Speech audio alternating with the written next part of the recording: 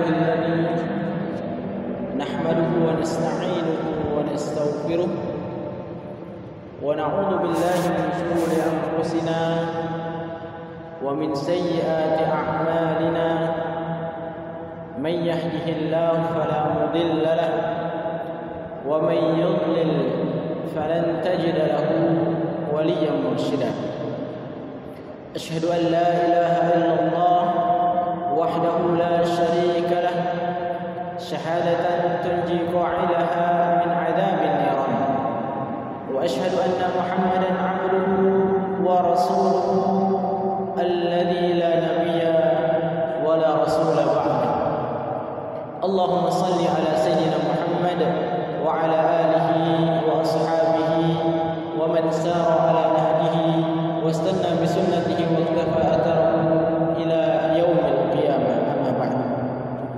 Hadirin para pendengar RRI yang insyaallah semoga Allah Subhanahu wa taala senantiasa merahmati dan memuliakan kita semua.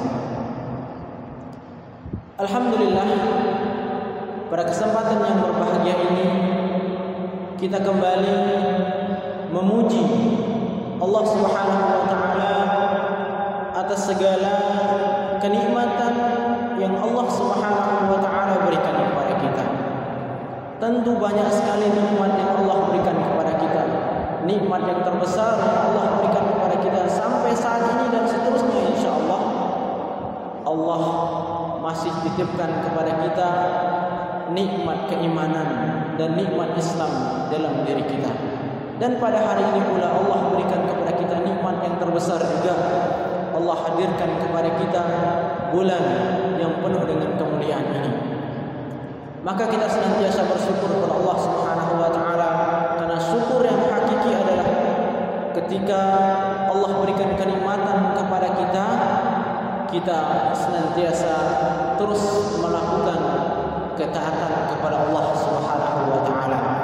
Sebagaimana yang dicontohkan oleh baginda besar Nabi Allah Muhammad sallallahu alaihi wasallam, suri tauladan kita yang harus senantiasa kita ikuti. Beliau adalah orang yang dijamin oleh Allah Subhanahu wa taala masuk dalam surganya Allah. Dosa diampuni yang lalu maupun yang akan datang.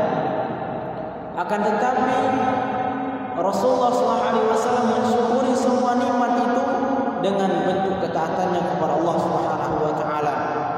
Maka suatu ketika Rasulullah SAW sedang melakukan qiyamul lail, maka kaki Rasulullah SAW menjadi bengkak saking lamanya beliau melaksanakan qiyamul lail. Maka sebagai seorang istri, Sayyidah Aisyah radhiyallahu anha merasa khawatir dengan keadaan baginda Rasulullah SAW. Maka Aisyah radhiyallahu anha mengatakan, "Wahai Rasul, bukankah engkau adalah seorang Rasul? Engkau dijamin masuk surga oleh Allah Subhanahu wa taala." Kalau bahasa kita, ya beribadah, kita lihat kondisi kita. Jangan sampai kita menjadi sakit. Itulah bahasa. Lalu apa yang dikatakan Rasulullah SAW? Beliau mengatakan, "Wahai Aisyah, afala an akuna 'abdan syakura." Wahai istriku, tidakkah engkau mau melihat aku ini menjadi hamba yang bersyukur kepada Allah Subhanahu wa taala? Hadirin para pendengar RRI yang insyaallah dimuliakan oleh Allah Subhanahu wa taala. Tema kita pada malam hari ini, agar kerinduan surga tidak bertepuk sebelah tangan. Terkadang ketika seseorang merindukan orang, lalu kemudian orang yang dirindukan tidak merespon kerinduan tersebut, maka kekecewaan, kesedihan akan terjadi. Maka yang merindukan kita ini adalah surganya Allah Subhanahu wa taala.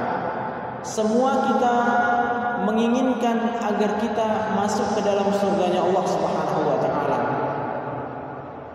Siapapun orangnya, baik baik yang kecil maupun yang besar, yang tua maupun yang muda, agama manapun pasti akan merindukan masuk ke dalam surga Allah Subhanahu wa taala, karena merupakan tempat di mana kita akan kekal selamanya.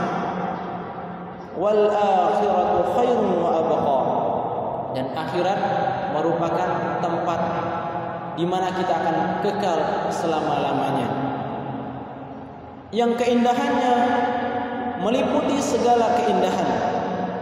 Kata Rasulullah sallallahu alaihi wasallam, "Ma la 'ainun ra'at."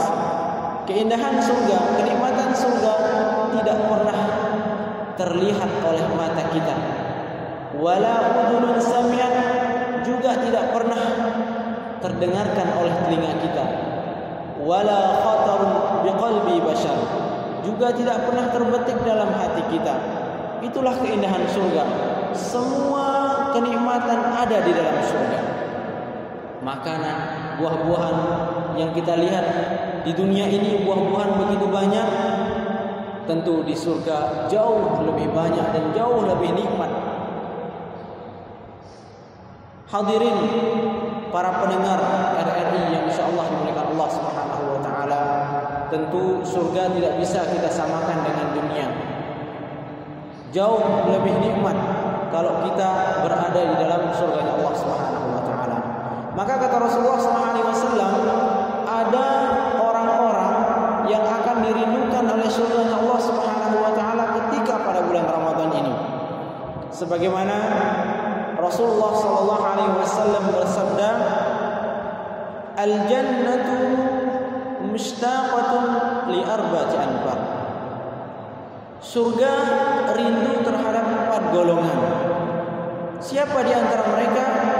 Yang pertama adalah talil Quran, orang yang gemar membaca Al-Quran, tadarus Al-Quran, tilawah Al-Quran. Maka dengan Al-Quran inilah yang akan menjadikan manusia mulia di sisi Allah Subhanahu wa taala.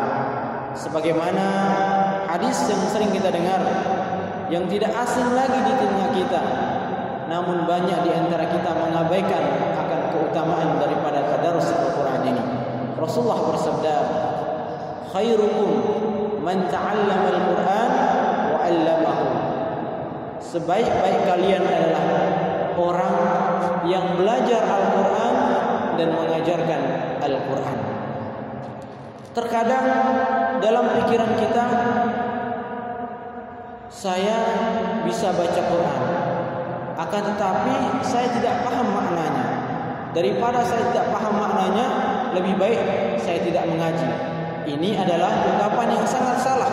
Ini adalah bujukan-bujukan dari syaitan agar kita tidak membaca Al-Quran. Padahal ketika kita membaca Al-Quran, Rasulullah SAW memberikan kepada kita kabar gembira. Rasulullah bersabda, "Man qara'a harfan min kitabillah," barang siapa yang membaca satu huruf dari Al-Quran, falahu hasanah, maka dia akan mendapatkan kebaikan. Wal hasanatu bi asyri amsalha, dan setiap kebaikan tersebut akan dinilai 10 kebaikan. La aqulu alif lam mim harf, aku tidak mengatakan alif lam mim itu satu huruf, akan tetapi alif satu huruf, lam satu huruf, mim satu huruf menjadi 30 kebaikan. Lalu bagaimana ketika kita membaca Al-Fatihah, ketika kita membaca sebagian dari surah Al-Baqarah, atau kita bisa mengkhatamkan Al-Quran pada bulan ini, maka inilah yang akan menjadikan kita mulia di sisi Allah Subhanahu wa taala. Hadirin para pendengar RRI yang dimuliakan oleh Allah Subhanahu wa taala, atau ada ungkapan yang mengatakan bahwasanya saya ini kan tidak bisa mengaji, saya ini masih terbata-bata dalam baca Quran. Daripada saya berdosa nanti ketika saya membaca Al-Quran dengan salah, lebih baik saya meninggalkan Al-Quran, lebih baik saya tidak membaca Al-Quran.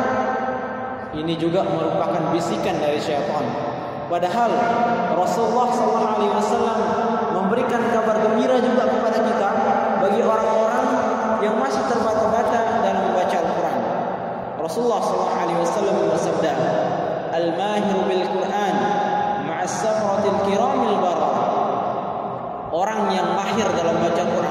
pandai dalam baca Quran, itu nanti akan bersama para malaikat.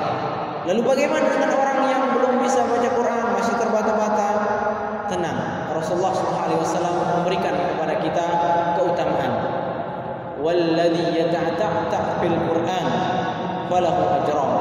Adapun orang-orang yang masih terbata-bata dalam membaca Al-Quran, maka dia akan mendapatkan 2 keutamaan, karena kesembuhannya dan karena dia membaca Al-Quran. Hadirin para pendengar RRI yang dimuliakan oleh Allah Subhanahu wa taala. Maka sebagai hamba Allah, sebagai umatnya Rasulullah SAW yang diturunkan kepada Rasulullah adalah Al-Quran, maka wajib bagi kita untuk terus dekat dengan Al-Quran, untuk terus bagaimana kita bermuamalah dengan Al-Quran, karena Al-Quran merupakan petunjuk bagi kita. Ketika Al-Quran sudah kita lupakan, atau bahkan Al-Quran melupakan kita, alhamdulillah min dzalik, maka kita menjadi orang-orang yang jauh dari Allah Subhanahu wa taala. Rasulullah SAW mengatakan, taraktukum fihim amrayn, aku tinggalkan kepada kalian 2 perkara. In tamassaktum bihima, kalau kalian berpegang teguh terhadap 2 perkara ini, lan tadillu abada, kalian tidak akan pernah tersesat selama-lamanya. Apa itu? Al-Quran, kitabullah, wa sunnati Rasulullah sallallahu alaihi wasallam.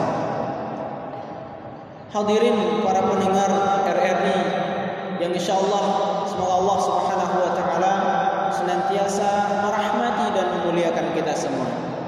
Kemudian yang kedua, orang-orang yang akan dirindukan oleh surganya Allah Subhanahu wa taala pada bulan Ramadan ini adalah wahafizul lisan, orang yang senantiasa menjaga lisannya.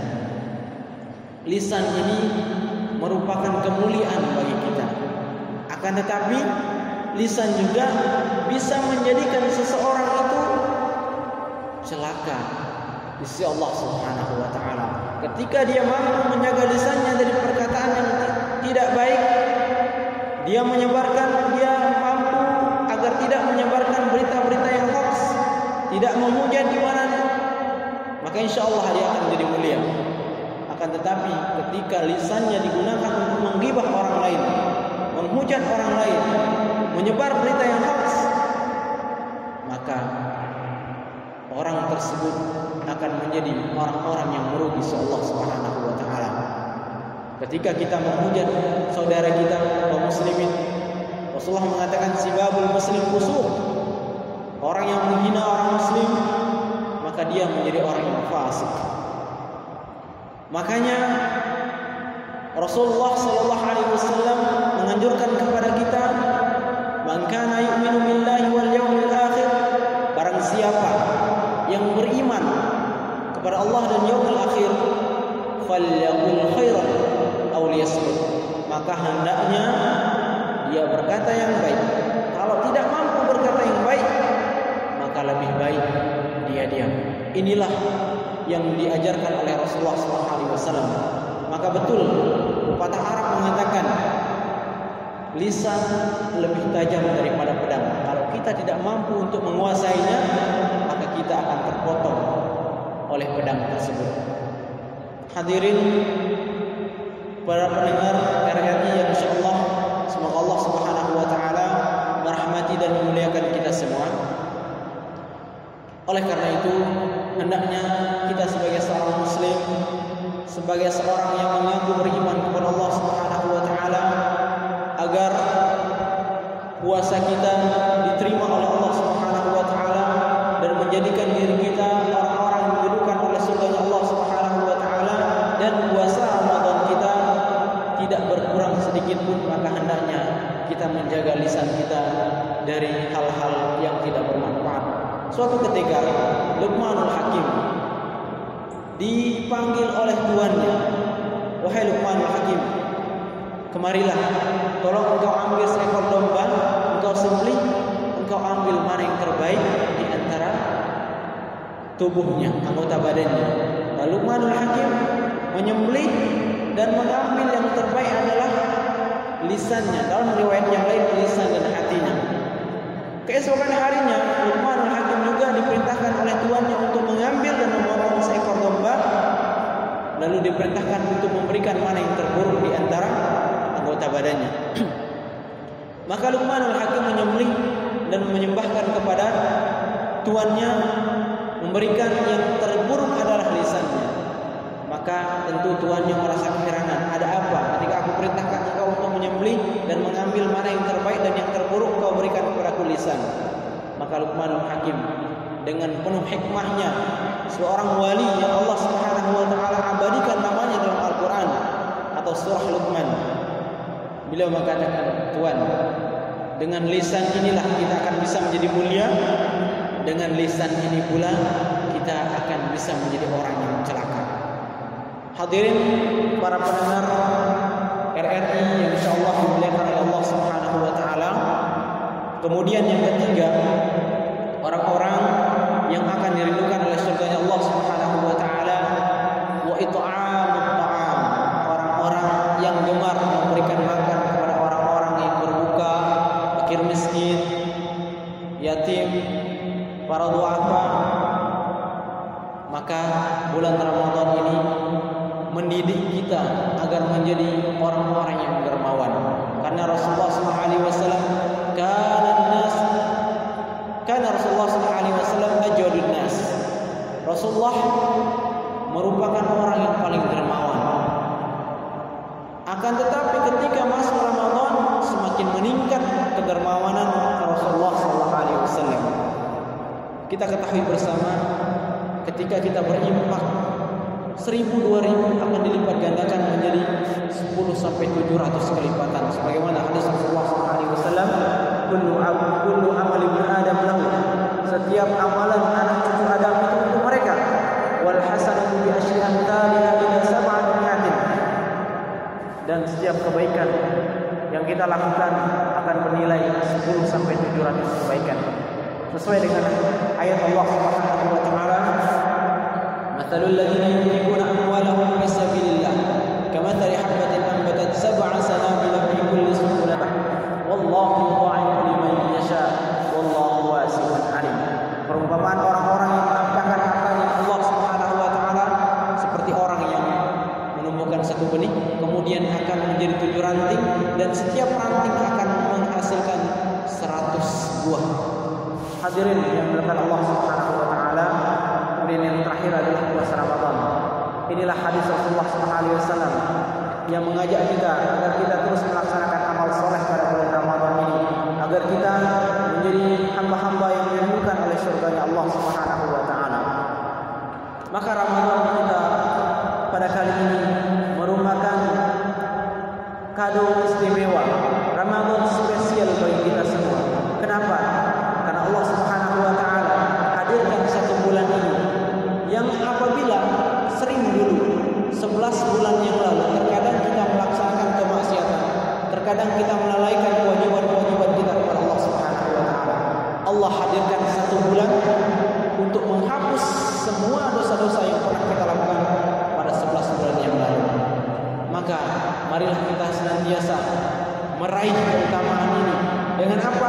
Dengan kita memperbanyak amal-amal soleh kita, agar kita menjadi orang-orang yang tidak merugi ketika bulan Ramadan ini datang, tidak menjadi orang-orang yang merugi.